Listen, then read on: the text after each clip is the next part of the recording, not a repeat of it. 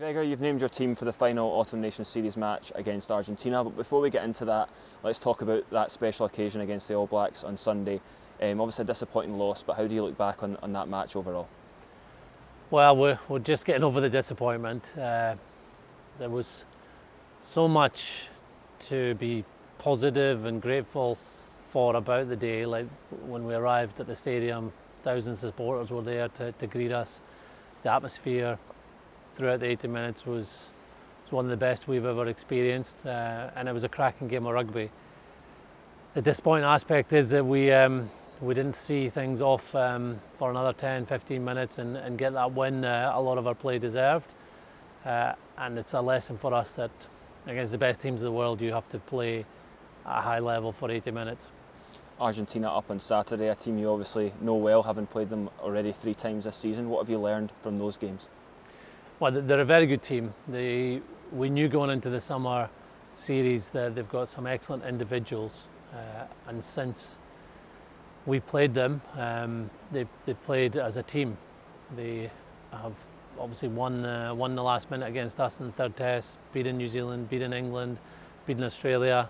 A lot of those games are away from home, so they're a tough team, and this will be a big challenge. Rightly, they're one of the top teams in the world right now, and they'll be wanting to finish their season on a high this weekend.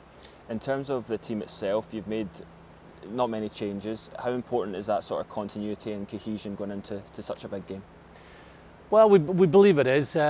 We selected an experienced group last weekend, and the majority, if not all of them, delivered.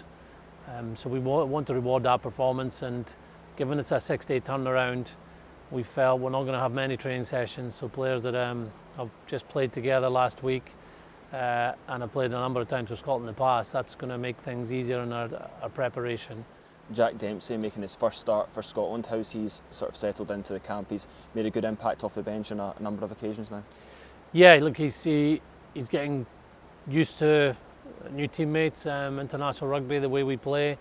But I felt he's added a lot of energy off the bench. The weekend there he came on much earlier than anticipated with Hamish's injury, and he's combining really well with Jamie and Matt.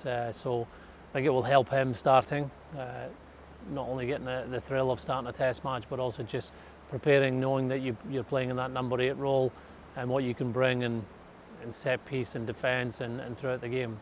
And you've named a strong bench once again. Andy Christie coming in, he can make his first appearance of the Autumn Nations Series. What have you made of him?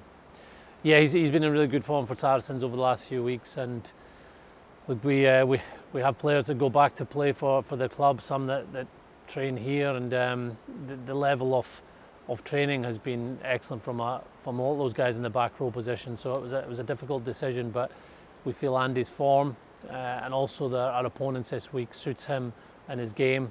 He can cover all 3 positions in the back row too, so we're expecting a very good performance from him.